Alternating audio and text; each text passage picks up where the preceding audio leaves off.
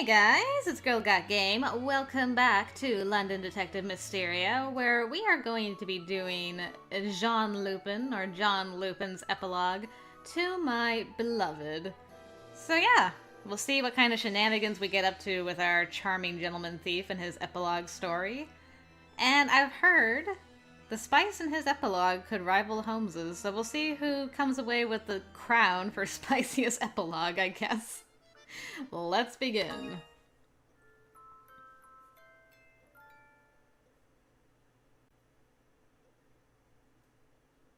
Probably more counting down from 10, if I'm being honest. A notable incident was upon us several months after Lupin declared his love for me. I was apprised while sitting at my table, eating a delectable breakfast of sautéed mushroom with eggs. You're certain it was the Whiteley family's silverware? Quite. Someone bid a high price for them at an auction in the St. James area just yesterday. There were 12 spoons in total, each with the crest of House Whiteley on it. If they're authentic, then they're a priceless memento of my parents. But everything that was in the mansion was supposed to have been lost in the fire. Silver is a soft metal that melts easily, too. I want to believe they're real, truly. They may have been pilfered whilst the fire was blazing. Still, even if that is the case, the bidder now has legal ownership of them. Yes, you're right. I'd just like to have a look at them. I shall see if I can persuade the man who won them, then. His name is Earl Bryce. Earl Bryce, please, for the love of God, do not have a face. Please, do. I brought the mystery to Watson during class. Interesting. I keep forgetting how giant you are in the epilogue stories. You're a man now, man. Hey. What? How did one of your treasures find itself at an auction? We're not sure, but no matter how many times Pendleton has visited the Earl's mansion, he's refused to show them to him. That's unfortunate. They're a priceless memento for you, so one would think he'd allow it. The concept itself isn't at all unusual, of course. Nobles in dire straits are known to sell assets and heirlooms and such at auctions, so it's not uncommon for them to change hands. But those silver spoons were made in honor of my birth. I had new ones made when I returned to London, since so few of our belongings were left, but it's not the same. If those are the ones my parents had made for me, I'd dearly like them back. And I wonder who overheard that little tidbit of info. Who better to get them back than a gentleman thief? Ow! Heads turned at a sudden shriek. There was only one person in our class who would tumble to the ground with drama. Are you all right, Lupin? Ow, ow, ow! Oh, I'm all right. See, I didn't break my glasses. Capital! If your glasses are fine, then you're fine. Indisputable logic there, Kobayashi. I want to know, are we, public with our relationship with John for our classmates' benefit? What did we tell them after getting back from our rooftop confession? I have so many questions about everything. Oh, nonsense. You can mend a broken pair of spectacles, but man is made to be broken, for each injury attained is a lesson learnt. True. I have no idea what you're talking about, Akachi. He's trying to be all philosophical.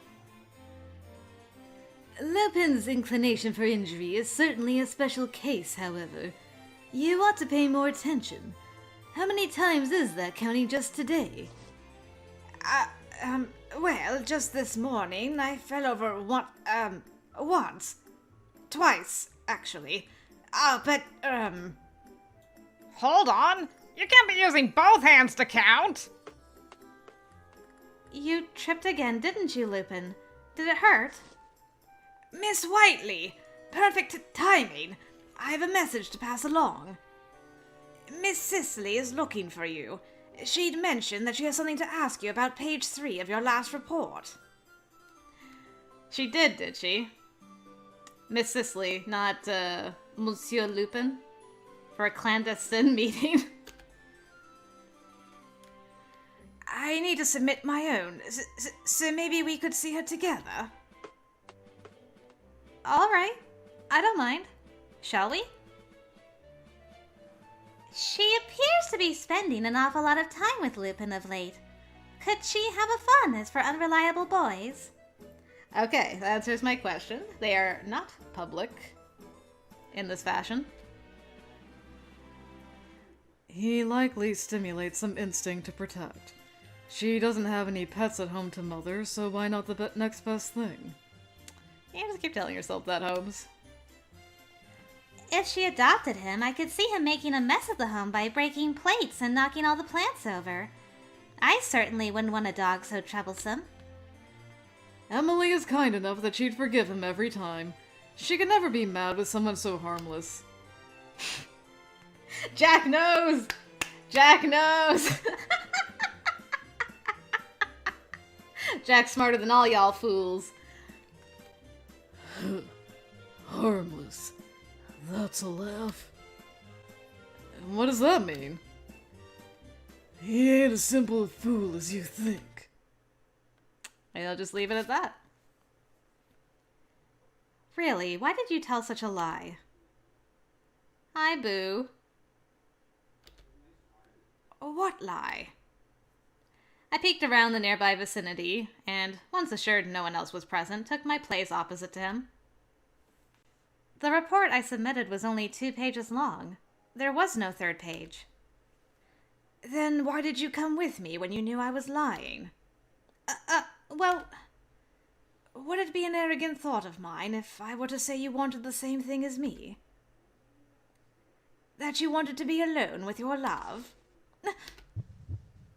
He knew the truth before being asked, of course. That smile, that adoring, childish smile, told me precisely what I needed to know. Don't tease me, Lupin. You're enjoying this, aren't you? Forgive me, Emily. I like that it goes to Lupin? Question mark, as if we, don't know. So when he's kneeling down, when he's on both knees, he's Lupin. But then when he's, all swaggered out. I was so charmed by your appearance that I could not help myself. You will forgive me, won't you? What will you do if I say I won't? I shall bring a bouquet of roses to your room every single night until you do. I don't need that many roses. A shame. Would you rather I gave you something else? Ah, I know. The Whiteley family silverware in Earl Bryce's possession. What? His tone spoke of the matter flippantly, but his eyes communicated a knowing plan at their surface. Your interest in them is piqued like mine, yes? Leave them to me. What are you planning? I simply plan to greet the Earl and excuse myself with heirlooms in hand. This master key I have here, you see, allows me to open any door. Don't dress it up when you know as well as I do that it's theft. And what will you do if someone discovers you have such a key? Throw it away. That would not suit my arrangement, so I am reluctant. And I plan to steal nothing. Rather, I plan to return them to their rightful owner. That's the same thing! Why? That silverware belongs to you. It was something your parents left you. Couldn't we do an exchange of sort? Kind of a middle ground here? Leave the silver that we had remade and get the original back? Everybody wins. Are you telling me that despite having the ear of the world's most capable gentleman thief, that he still cannot be of service to you? I understand your intent, but I wish to recover it through honest methods. Good luck with that. That Earl is a renowned collector of silverware. He'll either turn you away at the door or ask an obscene price for them. Then I'll have to try and negotiate with him. Besides, I don't want to see you in a cell. I never want to be separated from you again. Aw, that's sweet. He was quiet for a time before sighing softly. You've convinced me. If that is what you want, then I'll do as you wish. I can't say I'm happy to know you'll be off meeting another man, but you'll have to excuse the thought, as the heart is always unreasonable. Thank you. I was satisfied as I was relieved, until he leaned closer. Hi. Closer. Closer. So close that our foreheads may have touched. His eyes, a regal hue beneath thick lashes, won my focus completely. Dear Emily, would you humor me with a small request? If you want me to close my eyes again, I swear to everything that is holy. What sort of request? If I cannot steal your treasure, would you permit me to steal a kiss instead? Right here. Here? But what if someone were to see? Never mind them. Please, I should like you to make yourself clear to me before I misunderstand. I want you to tell me that you love me. To my lips. Yeah! Yay! Words were no longer necessary. They meant nothing to the calm, quiet rhythm of his breath. He was greedy, as one would describe a gentleman thief, and stole my lips with zeal.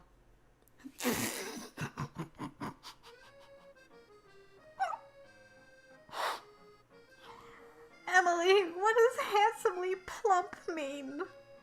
Emily. Emily. Emily. The things I read. Alright. They were handsomely plump, a joy to nibble.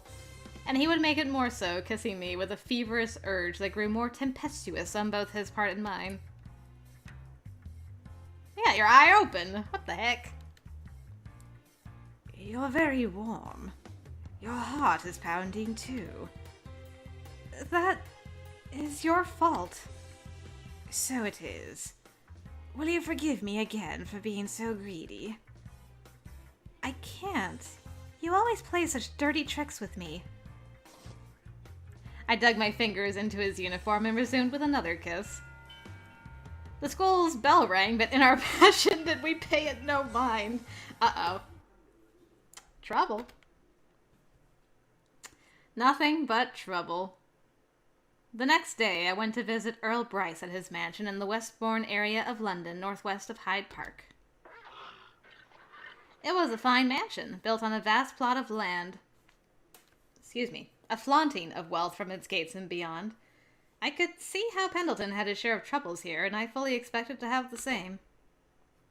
Dang you for having a face!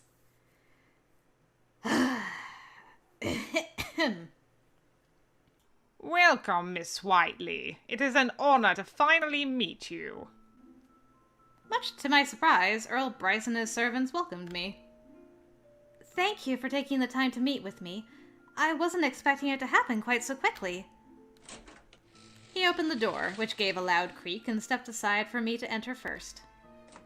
Please, don't mind the noise. This mansion is an aged one, and the doors aren't as fitted as they used to be. The floorboards creak a bit as well, so do keep that in mind. You have a very passionate butler, by the by, and I would assume you're here for the same reason as he. The silverware, yes? That's it, yes. But if you knew that, then why are you inviting me into your home? You refused my butler on numerous occasions. You are the head of House Whiteley, are you not? I wanted you to be the one to see them. There was a time when I made my many purchases on the advice of my butlers, but it is not they whose judgment I seek. Rather, it is that of my peers. I'm sure you understand. Of course. Then you are willing to show me the silverware you won at the auction? Certainly. I'll have one of my servants bring them here right away. How curious. This is going much better than I expected. Yeah. Too well. Trying to decide if this is a setup to kidnap her? And then Lupin's gonna have to come rescue us? Or if the silverware is actually already gone, and we're gonna be suspicious of Lupin, but it wasn't Lupin. In the midst of my puzzling, one of the servants presented a white cutlery case. Okay, it's still there. I counted within it 12 silver spoons, and, to my amazement, they each were branded with the Whiteley coat of arms at their handles. It's really them. I recognize their shape, their every scratch. It's all as I remembered, down to the coat of arms. Would these be the ones you were looking for? Absolutely. They are the exact ones from our mansion. I've heard that your mother and father passed in a most unfortunate accident. Perhaps our meeting was fated. You heard rightly, though it was when I was a girl. And fated or no, you are their current rightful owner. I don't know if I have the heart to trouble you for them. If only I could return them to you without compensation. But you see how run down this mansion is. I am, however, willing to part with them for compensation relative to how much I bid. 50 at the very least will do. You would sell them to me for £50? I was at a loss. £50 was no small amount, comparable to the yearly wage of a private tutor.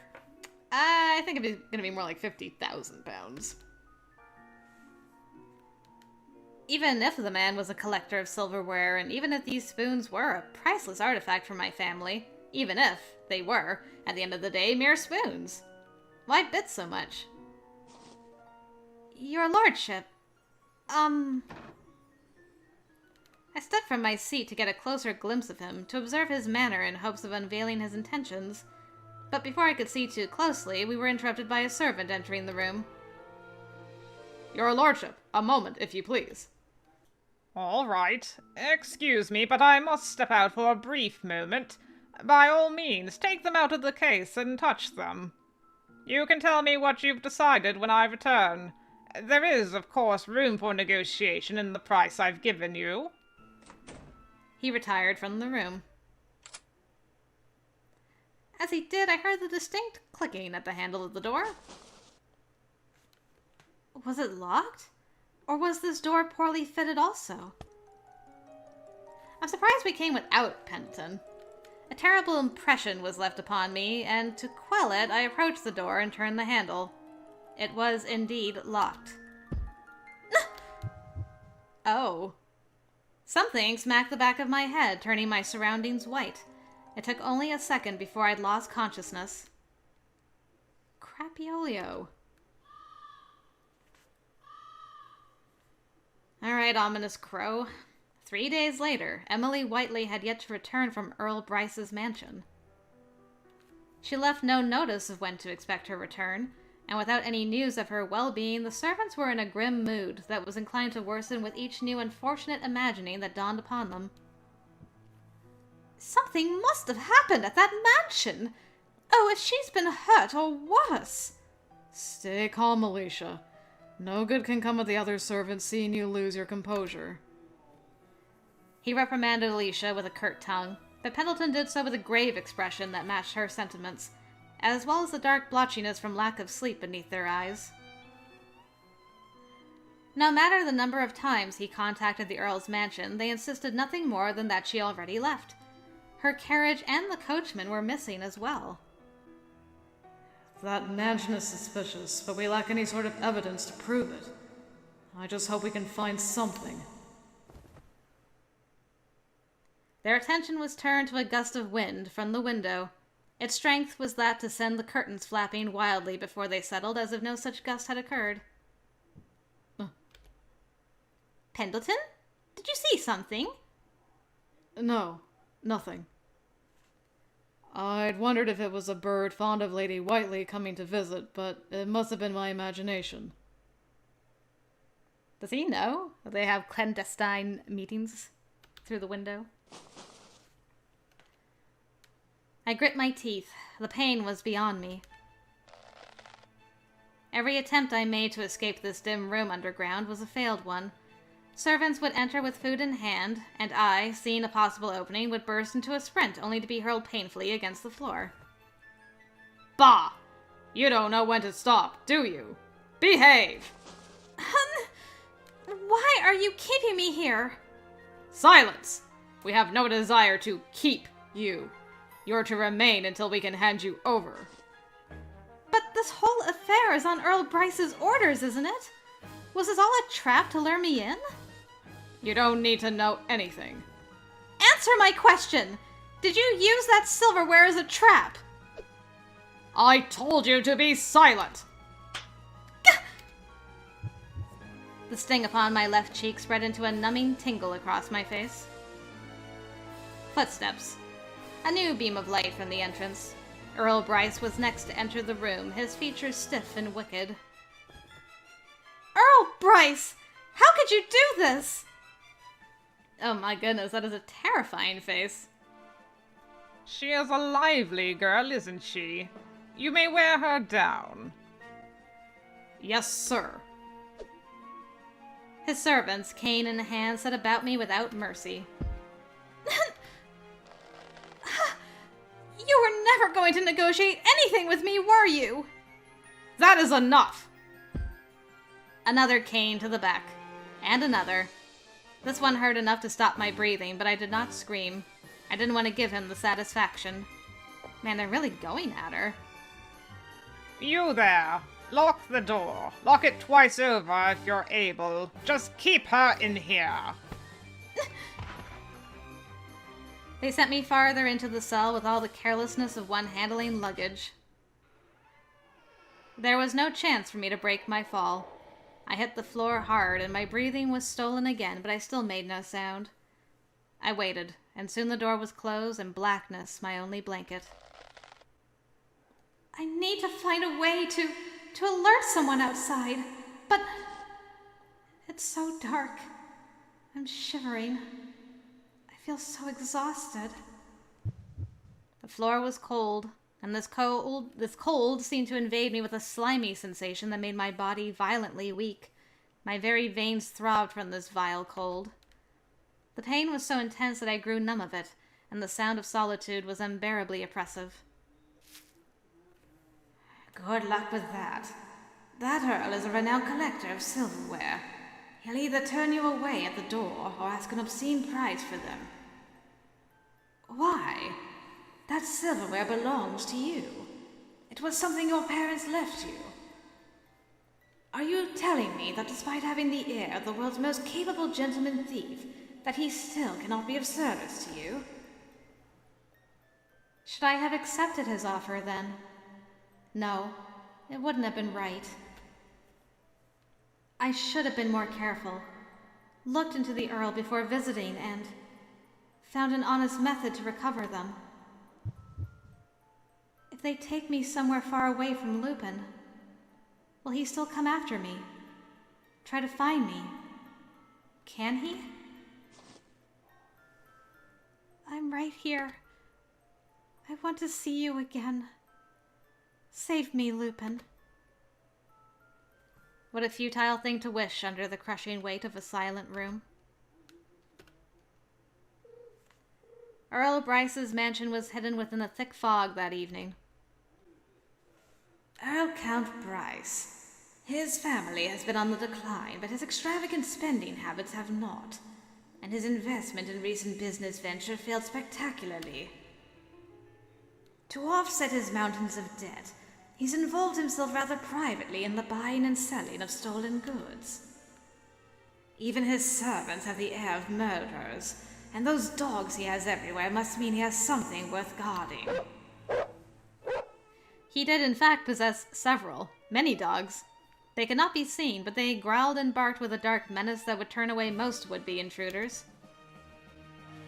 Forgive me yet again, Emily, but I'm no longer convinced I can do things your way. Tonight, I will have to steal the most valuable treasure there is. You. He kicked off the surface upon which he rested and landed within the mansion's ground without issue. as did another. Be freaking Pendleton, man.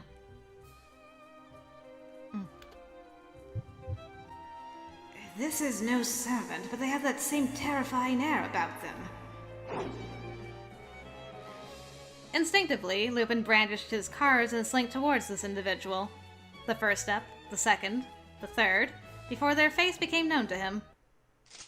Yeah, I knew it. I was hoping for this duo to work together. I suspected it was you. Well, I did not suspect you. A curious place to prepare tea, would you not agree? Neither were in the mood for pleasantries. Pendleton had his pistol pointed at Lupin's forehead, whilst Lupin, unfearing, had his own weapons caressing the butler's neck. Alright, boys, come on, put your differences aside and go save your girl.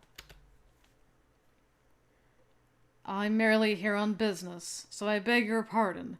I have no tea to serve you. Oh, that's quite all right. No butler of your caliber would waltz about with a prepared cup beneath their coat, for they wouldn't dream of serving tea that's gone cold. I'm pleased you understand. There will be plenty of time to enjoy a steaming cup after Lady Whiteley is back in the comfort of her home. For now... May I assume we're here on similar business? In this moment, a truce for the sake of a common goal was made. Excellent. This is the nicest Pendleton has been to above Emily's ever. What's happening? What is this commotion? A disturbance had disrupted Earl Bryce's otherwise peaceful evening, and this would not do. He stormed through the mansion, voice raised for all to hear in a livid huff. It was not just the disruption of peace. Emily Whiteley was a pawn, a key to reversing the debt-ridden state of House Bryce, rather. He needed only to hand her to the organization upon capture, but even this simple step required a delicateness that left him paranoid of every minor dilemma. In the distance, he heard the sound of cries and gunfire. He gripped the small key in his hand more tightly with every new sound. Your lordship! 2 intruders are presently inside the mansion. One of them is acting as a decoy to gain our attention. The other, it appears, has come to rescue to the girl. By the time I hurried down to see her, she was already gone. And here it is. This is a card I found in the hallway. Curses! Gentleman thief Lupin is behind this. But he sent no notice. What could he want? I'm ordering you to walk ahead of me. Where to descend the stairs to inspect... Oh, there's no need for that. For you see... I must insist our reunion consists of just her and me, Earl Bryce. So you are Lupin, are you? You loathsome wretch? The key be damned! The Earl removed a gun from his coat and aimed to fire without pause. Ah! The gun was knocked from him before he could fire. Lupin, wholly the better combatant, pointed his card so that his victim could feel its sharpness against his skin. No! Spare my life, and I'll give you the key! Keep it. I'd be willing to bet it's a false key anyway. And the locks in the mansion are so easy to pick that I can have them open in seconds. Which gives me a spectacular idea. What would you say if I tried something with a bit more glamour? I could blow the door to smithereens, surrounding walls and all. The only catch is that the yard would come, and neither of us want that, would we? No, please, don't do that! Oh, all right. I'm a reasonable man, so I'll present you with a choice. I can be quick with your death, or I can slice the carotid artery of that fat neck open and spray blood all over your precious mansion, whilst you still breathe a few minutes more. Choose. Gentleman thief Lupin! I thought you stole art, but you wish to take my life as well! I would never wish for something so hideous. My anger stems from your defilement of one of Emily's beautiful memories. How dare you use one of her family's treasures against her? Ah! Ah! Earl Bryce was at last assaulted not by one of Lupin's cards, but by his tightly clenched fist. I want nothing in this mansion other than her. Even dirt has more glitter than your despicable life. Lupin turned away to see he had a single spectator. So, how long have you been there? Around when you pointed your card at his neck, I suppose. And I have to agree, this mansion's art is particularly disagreeable.